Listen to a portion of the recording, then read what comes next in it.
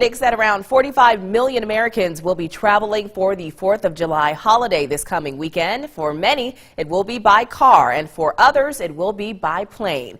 But that doesn't mean it's always commercial flights. WCBI's Parker King shows us what the growing interest is behind people in the area getting their pilot's license and either renting or buying their own plane.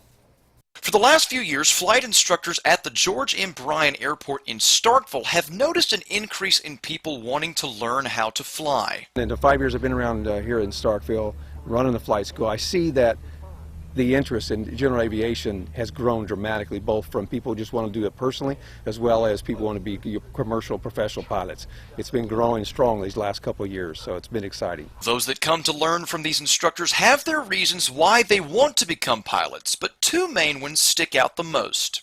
It's a mix. I mean, I'd say I get about a half and half, that's just more for pleasure.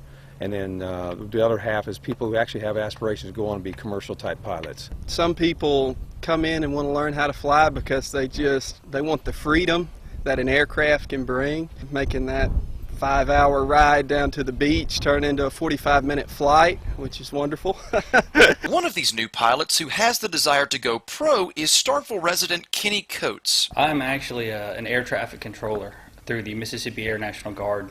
I'm the guy in the tower that tells planes where to go, gives them clearances to take off, land, that sort of thing.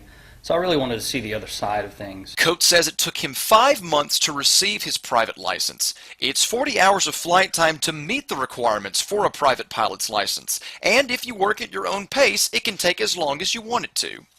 Usually time limits. Sometimes people can do it in a month if you're on like an accelerated program, and then it can take up to a year. Once you have your license, you can then look to buy or rent a plane to fly out of places like George M. Bryan. There are several benefits to come from this, and the lower price of travel isn't the main one. The main convenience you gain from that is not a significant more cost, but it's the convenience of traveling on your own schedule. If you decide to leave out tomorrow morning at 8 o'clock and some reason you decide to delay it till 10, no harm, no foul. You just leave at 10. In Starkville, Parker King, WCBI News.